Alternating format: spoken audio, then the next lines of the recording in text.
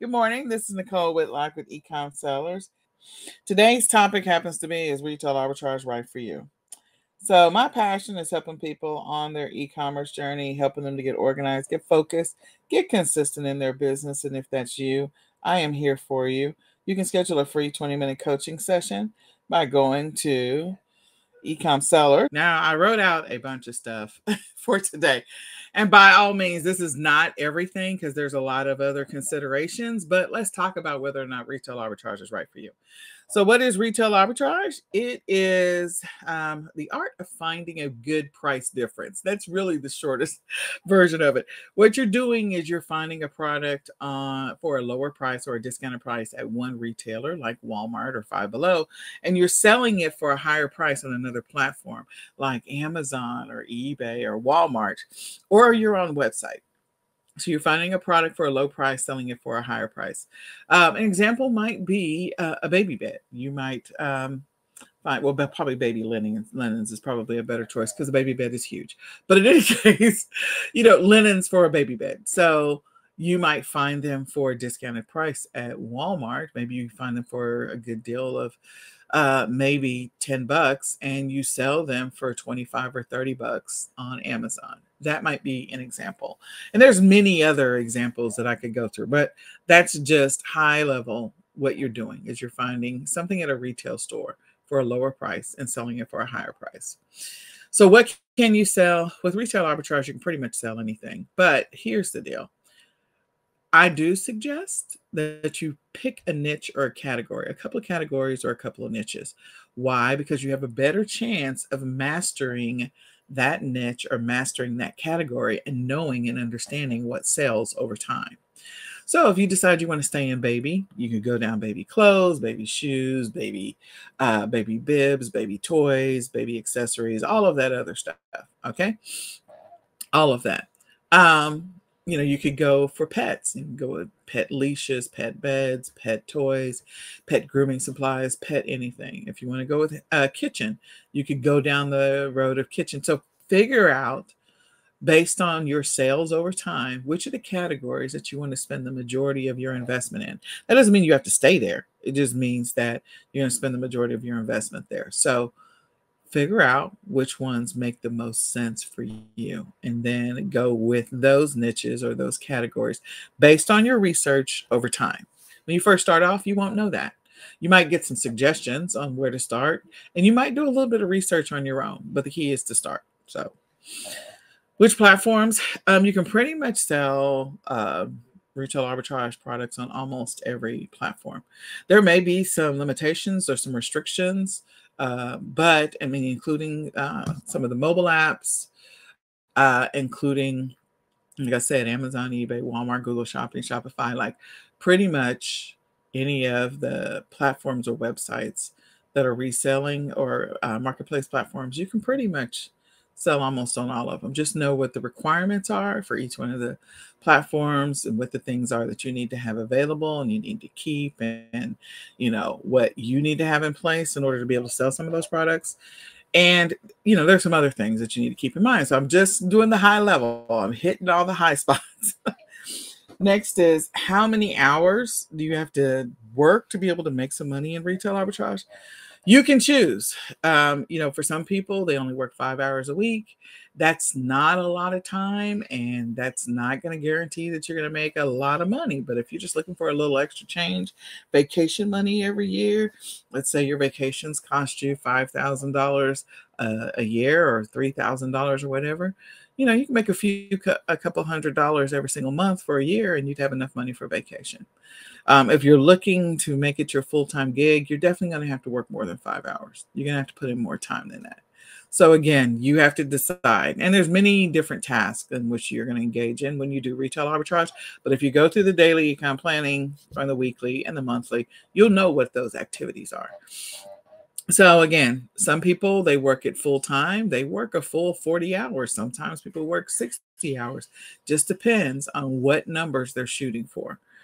And then what's the investment, financial investment? Well, you can get started as low as $25 a week And that's $100 a month. So you can invest $25 a week, a few hours, and you can make some money. Yes, you can.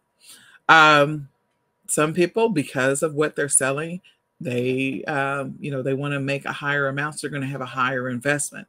Because again, the goal is to find items for a lower price and selling it for a higher price. So you're going to have to invest money. It is a requirement.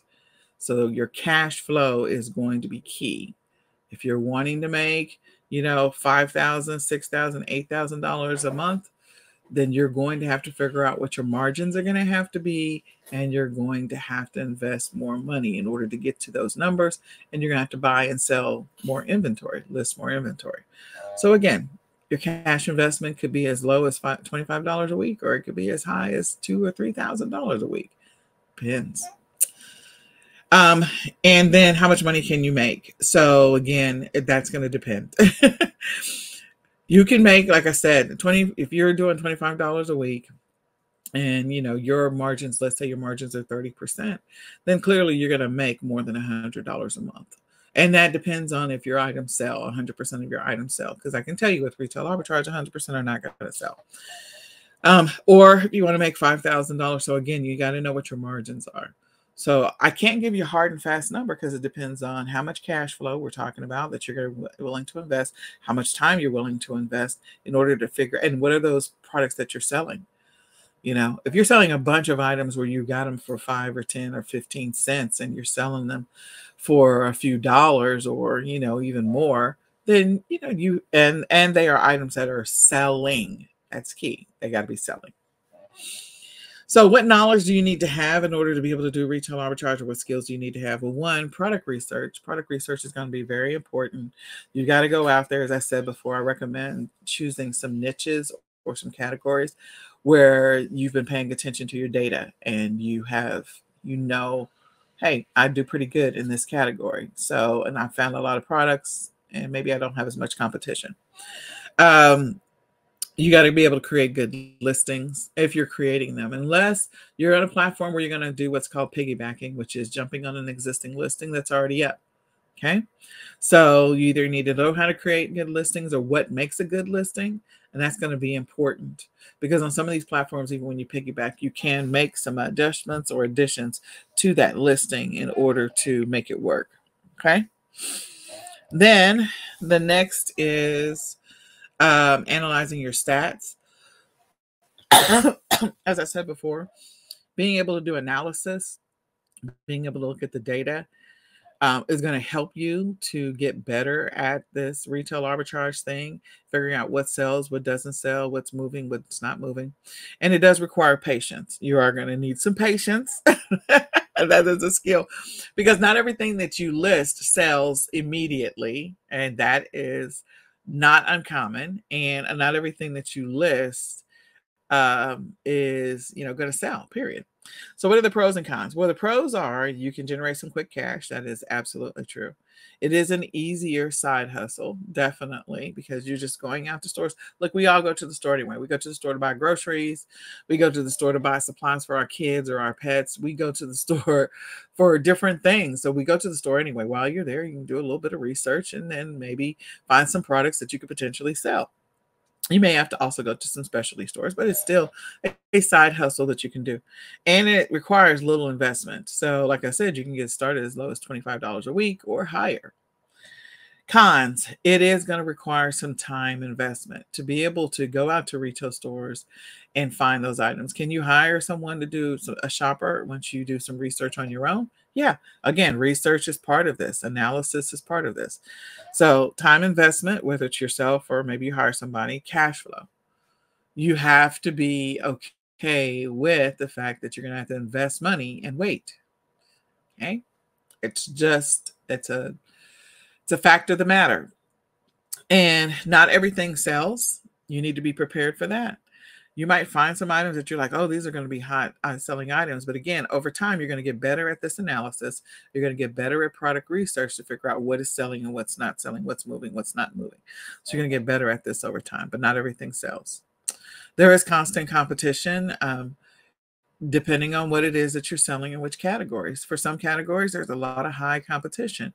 So if you niche down and niche down and niche down and find a specific thing that there is almost no competition or very little competition, you and that other person, that other seller, might be able to ride it out for a while. Or, maybe you put up something that is specific and no one else has listed it yet until, some piece of software finds that listing.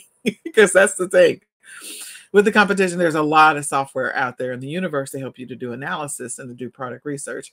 And so eventually your listings, if you have one that you've been writing for a while, will be found by the software. It's just going to happen over time. So there is competition. There may be some restrictions for the platform or requirements for the platform that you sell on. Some things that you want to sell or some things that you've acquired, you may not be able to sell based on that specific platform. So maybe you have to go sell on another platform. So I hope this is a lot to think about. I hope that you use this information to help you to make some decisions about doing retail arbitrage and what may or may not be right for you. The thing that I appreciate about it, we're going to go through this series on what's maybe it's right for you or what's not. Give you some pros and cons to think about for every single one of the e-commerce methods that may or may not work for you.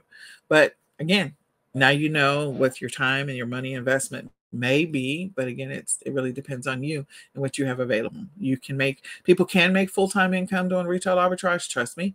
And there are people that can get $1 million in sales or more, or have $1 million in profit because they have a team and they are going hard in the paint with this specific method of e-commerce. So yes, you can make a lot of money with retail arbitrage.